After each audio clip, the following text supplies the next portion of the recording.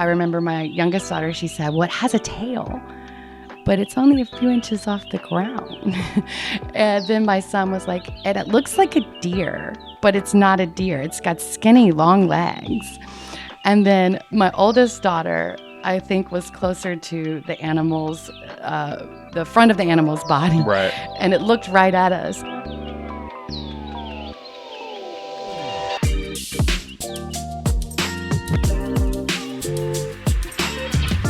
Hey, everybody. Welcome back. I'm Jessica, Executive Director of Wild Cumberland. And I'm Devin, a Wild Cumberland volunteer. We appreciate you being here. We start every single podcast episode with the same reminder. Our monthly email newsletter is the very best way to stay up to date on issues affecting Cumberland Island and its wilderness. So if you haven't already, go to wildcumberland.org and get yourself signed up. There's a lot to cover in this episode, so please stay with us. We'll start by revealing the contents of the highly coveted 2024 mystery box from our fundraiser in May, right, Jess? Yes. Awesome. Also, if you were thinking of monitoring St. Mary's coastline this hurricane season through their waterfront cameras, think again as we highlight that and some other local news involving some critical environmental updates affecting our coastline. We'll also tease the return of our September fundraiser and discuss something that Cumberland has been needing for quite some time now, a Wilderness Management Plan, which Jess knows a lot about. Well, each year we feature one mystery box in our Commitment to Cumberland fundraiser, and the bidders do not know what's inside. The only guarantee we make is that there's an estimated value. Typically, that's around $500, maybe a little more. But the box itself is also different every year. The receptacle is different. Exactly. And this year, it was a brand new Yeti Tundra 65 cooler with tons of stuff. So I want to say thank you and congratulations to its winner, Danny. You can read the full list of items that were inside in the email newsletter, but there's a lot. There's quite a few. Yeah, it was a really long list. Sorry about that. But luckily for the recipient, it was filled with island supplies. So things like a new hat and a bandana, even a mosquito head net and bug repellent. Much needed during the summer. So there was a portable campfire, a stove cartridge, camping meals, eco-friendly towels. I mean, it was perfect for camping, right? And then there was some little fun stuff too, right? It had some playing cards, a crocheted whale, a limited edition 2024 Wild Cumberland mug. And those are like really highly sought after, yeah. It also had a set of stickers from Old Florida Vibes, some autographed books, Wild Cumberland swag, of course, restaurant gift cards, and even some official memorabilia from our friends at REM. Yeah. So, do you know which one of the items washed ashore on Cumberland Island from that box? I know. I know too. I can make a couple of guesses, but I think I know too. I think it was the crocheted whale that washed ashore. Wrong answer. No, we're going to reveal that answer in our upcoming newsletter in August, so stay tuned on that. Yeah. And remember, we're already working on next year's concept, so it will be very different than what it was this year. And Danny, again, congratulations. Thank you. We are so grateful for your support to help keep Cumberland wild. Speaking of which, if you haven't received your prize yet, please let us know. All of those should have been delivered or are en route to you. If you want to let us know what you think about your item too, I like to get pictures of people using their stuff or doing their experience or whatever they won. So please send them to us. We're happy to feature them on social media. I'll have to take a picture of me in my St. Mary's Riverkeeper hat. Hat and shirt. Yes. So got the swag. All swagged out, right?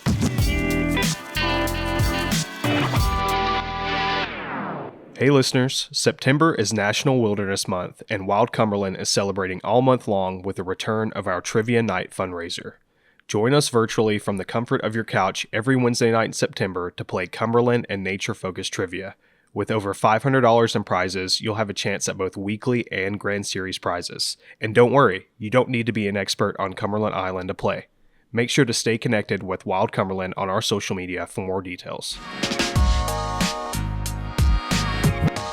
All right, so let's touch on some Cumberland Island and local news. So first up, the NPS announced the addition of 7 sites, including Cumberland Island, to its Reconstruction-era National Historic Network. This network connects NPS sites across the country who provide education, interpretation, and research related to the period of Reconstruction, which is about 1861 to 1900. Some of the other sites designated including the Alabama State Capitol in Montgomery, Alabama, the Honey Hill Battlefield Park in South Carolina, and Olivewood Cemetery in Houston, Texas. Management has not yet provided any details to the public specifically on that. In July 2022, the Southeast Coast Network, SECN for short, we're all about those abbreviations in government so work, many. right? I need to add this one to our acronym page on the website. I know. The SECN assessed the seashore's water quality as part of the MPS's Vital Signs Monitoring Program. Overall conditions were categorized as fair. And well, let me point out that data was collected over like a few days. Sure.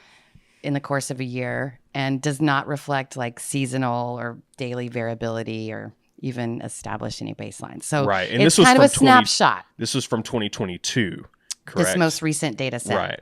They also had some data previously collected in 2007, 2012, and 2017. We linked to all of those reports in our newsletter, so check those out. Yeah. And if you're planning to visit any federal lands, including Cumberland Island, between now and the 31st of October, you can help remove and track plastic. Did you see? Yes, I actually signed up last night. Did you really? Because you're going to be on federal lands between then. Exactly. So, okay. Yep. Oh, I'm excited to see. Also, there's some stuff through Georgia, I think, that was included in that list that I'll be at as well. Cool. So, we'll keep an eye on that. You're supposed to only need your smartphone to be able to report. Yep. Super easy. We included a link to sign up for that. Apparently, like you said, all you need is your smartphone. So let us know when you participate. Yep. Now, you mentioned at the beginning the St. Mary's waterfront cameras. Yes. They weren't working back in like October of last year. And I don't know that they've worked at all since then. When I originally inquired, it was supposed to need a repair. And then in June, I was told it's going to require a replacement. So there was some speculation and conversation at some point about flooding may have caused the outage. Maybe somebody local knows and can clue us in, but I don't have any specific answers. But it has been a question we've been asked because I know a lot of visitors monitor during hurricane season in particular to see what, the damages might be for their next especially for most people traveling, right? Yeah. Because from here we're taking about 5.5 hours to get there. So, some people just want to tune in and make sure it's safe to come. So, so speaking of flooding, right? Yeah. Did you read this? The Union of Concerned Scientists concluded that there were 10 sites in the state of Georgia that will flood an average of 26 times a year. Per year. By 2050. And that's just due to sea level rise. So this list featured on that 10. Of course, something Kings Bay, right. a little submarine base in Camden County. And we mentioned before it was on another list, right? It was, yeah. It was identified as contaminating or threatening to pollute drinking water of communities with toxic PFAS. This was, of course, a Department of Defense report, as we've covered a time or two. Yep. They use these foams with PFAS on military bases to extinguish fires and even like practice training exercises. So they found that the foams eventually entered into the drinking water and groundwater on these bases and has affected surrounding communities. And if you follow anything about these particular chemicals, you know that they were used for things like Teflon and Scotchgard, right? But really low exposure can still be linked to cancer and thyroid disease, a whole bunch of problems. So that's two lists, Kings Bay. Maybe I would rather not see that location. Right. On. So flooding mixed with those contaminants, not a good combination there, right? I think it's important for us to always have context, right? Sure, absolutely. We'll keep our eyes on that. The Global Shark Tracking Organization, help me out with this. I think it's OSearch. I think it's OSearch. It almost looks like ocean and research. I always read it and never hear it pronounced out loud, yes, right? Exactly. So OSearch, sorry if we're mispronouncing that, they announced a bigger headquarters for its home base and ocean research expeditions. They are partnering to build a base in Mayport, Florida, which is only about 30 miles south of Cumberland Island. Yeah, not far away at all. In May, Lauren E. Harden from St. Mary's caught a 33-pound, 10.72-ounce crevel jack off Cumberland Island, breaking a 40-plus year record. That is a big fish. Is that how you pronounce it? I think so. Okay, there's a lot of words in our person newsletter that you only read, angler. right? And then you're like, how do you pronounce that? So Crevaljack, Crevaljack. Hey, this would be a great opportunity for someone to reach out and leave us a voicemail. Correct us. Yes, pronunciating that word and maybe a few other words that we'll probably mispronounce throughout this. And then there was this news about Eastern equine encephalitis. I took that one for you, Devin. Thank you. I'm struggling over here. For short. We can add that one to our acronym page too. That have been diagnosed in a horse in Georgia, which is, sometimes they've been identified in mosquitoes, but this time it was identified in an actual feral horse. So, or not a feral horse. Just a horse. It was identified in a horse in Berrien County. Which is just about 100 miles from Camden. So yeah, and if I remember right, horses, they can be vaccinated against this, but humans cannot. Correct. Of course, right? Right. All right. By the way, speaking of horses, I know every time we talk about horses on this podcast, feral kind of precedes That's that. Why, right? That's why I messed it up. But is there any update on that horse lawsuit that's been going on? Not exactly. There have been some conversations about how the horses may be faring in the extreme temperatures, right, that we're facing right now. And I think there have been several deaths observed this summer by visitors. I've seen some conversations happening in the online space. But, the NPS and the state have just sort of thrown their hands up, and this remains right now in the decision of the legal system, right? Right, in limbo. Just waiting. And that's not the only sticky issue that the agency seems to be avoiding, right? Yeah. We talked about this briefly in the newsletter, but I always feel the need to remind people how long it's been since we have been waiting for a wilderness management plan, right? It's been 42 years that we've had a wilderness protected by Congress, but we still have no wilderness management plan. And that would require examination of the feral horse population too, perhaps in a different way. But this is your hill that you're dying on, right? It is. Well, the development of a wilderness management plan would fix a lot of things. It would ensure some accountability. It would provide some consistency and continuity so that wilderness stays protected for future generations. So we'll talk more about that, I think, in coming weeks. But in the meantime, a sort of ancillary way that people can help protect Cumberland Island and its wilderness, along with, of course, all of the species who depend on it, would be to ensure that adjacent marine areas remain protected, like the Blake Plateau. That's been being discussed a lot in the news and in our communities. So we provided some links in the newsletter for people to be able to learn more and take a little bit of action related to moving those protections forward if they're interested in doing so. Yeah, absolutely. We've covered the Blake Plateau a few times this year. It's been a hot topic in the news for sure. Just to recap, it's the largest deep sea coral habitat on Earth, more than 200 coral species identified. And the Southeast is among the regions of the United States with the fewest marine protections, with less than 1% of its water safeguarded. So our wilderness in particular depends on and benefits from the health of our marine environment and surrounding locations. Yeah. And of course, if you're interested in participating to ensure that the Park Service develops and implements a wilderness management plan, please holler. We'd really like to talk to you. Yes, absolutely. Just to throw that back in there. Sure. Later on this year, we're celebrating National Wilderness Month with the return of our Trivia Night fundraiser in September. Devin's really excited about this. Wouldn't it be great if we were celebrating a wilderness management plan during National Wilderness Month also? One can only dream, right? We'll gather virtually every Wednesday night in September to play Cumberland Island themed trivia. We do it virtually so that you can participate no matter where you are. And don't worry, you don't have to be an expert on Cumberland Island or its history to play or win. We have plenty of questions ranging and prizes. And prizes, yeah. So stay tuned for more details. You'll hear it in our next few episodes before September. It's a really good time. Like, we laugh. There are funny pictures. Yeah, absolutely. I learn something new every time. It only takes an hour every Wednesday in September. So we can't wait to share this with you. Stay tuned. Now's probably a good time to ask our supporters to take action to show their support for a campaign from Wilderness Watch that's called No Wheels in Wilderness. So most of us understand that allowing high-speed mountain bikes and other mechanized transport, and of course their impacts in wilderness would sort of defeats and undermines the very purpose of setting them aside as wilderness areas to begin with. So click through the link in our newsletter and oppose this ridiculous bill if you're so inclined. You can find that link right in there, and it's a pretty important issue for most of our supporters.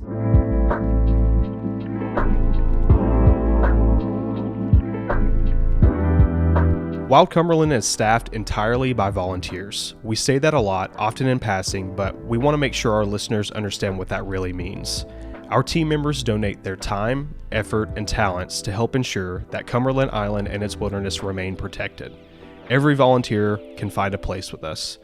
We invite you to sign up to staff Wild Cumberland events, contribute to the organization's social media, assist in grant writing, and much more. Join us at wildcumberland.org and help make a difference for the next generation. We discussed your most recent trip to the seashore on the last episode, and you also kind of left us hanging on a species that you may have encountered at your camp. Did.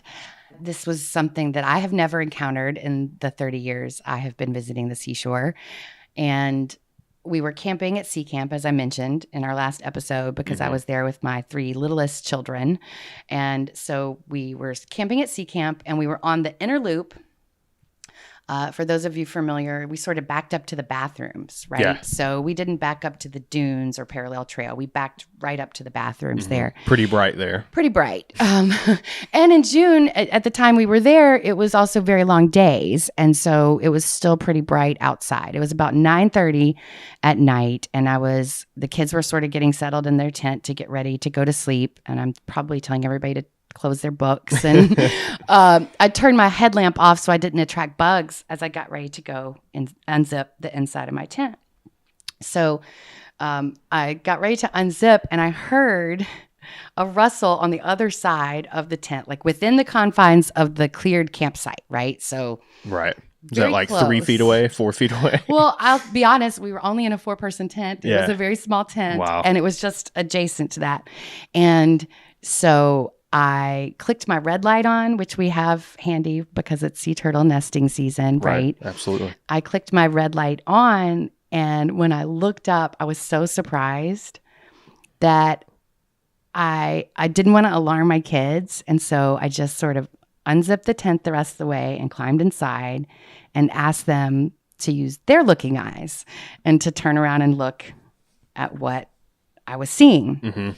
And so they faced out of the tent, and I asked them to begin to describe. I was like, what do you see? Sure. Tell me, because that's what we do, right? Yeah. That's an how experience. It is. And so I remember my youngest daughter, she said, well, it has a tail, but it's only a few inches off the ground. And then my son was like, and it looks like a deer, but it's not a deer. It's got skinny, long legs. And then my oldest daughter, I think, was closer to the front of the animal's body. Right. And it looked right at us. And everybody was like, it's a coyote. Coyote. Right there at Sea Camp. Yeah. Woo! And you haven't seen one of these ever on the island in 30 years? I've seen their tracks. I've seen their scat. Sometimes determining those tracks has become harder since we allowed now dogs, canines to come over. So I've always seen evidence that they were on the island, and certainly the sea turtle nest numbers show that predation, and has for a number of years now.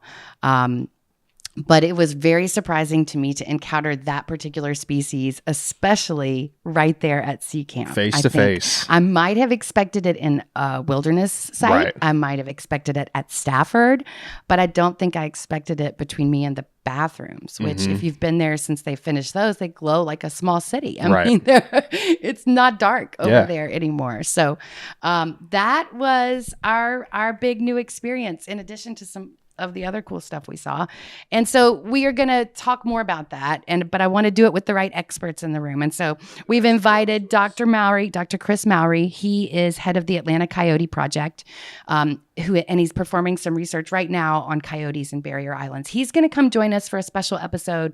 So hopefully that's what we get to talk about next when we're together again, and where we can learn more about those creatures and potentially a little bit more about their impacts and their presence on Cumberland Island. Yeah, we're very excited to talk with Chris. I've been reading a lot on him and the Atlanta Coyote Project. Yeah, he's a super expert. He's so I can't wait to talk to him. He's done work out at Yellowstone. I mean, he is one of the top in this field.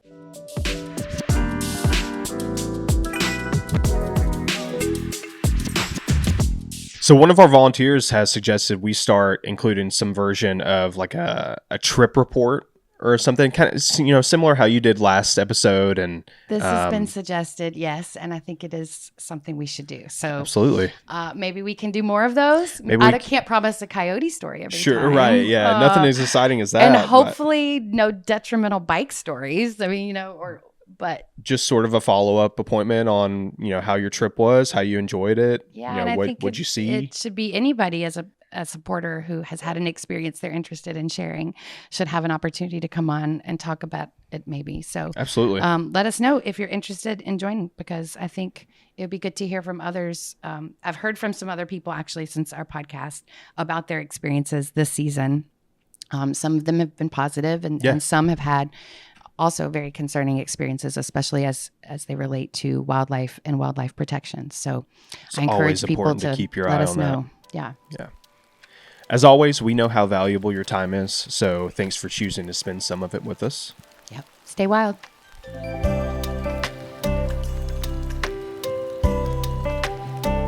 Wild Cumberland is a 501c3 nonprofit organization, and all donations are tax deductible. Learn more and take action at wildcumberland.org. The Wild Cumberland Podcast is produced by Vertical River, and this episode was edited by Greg Cuson.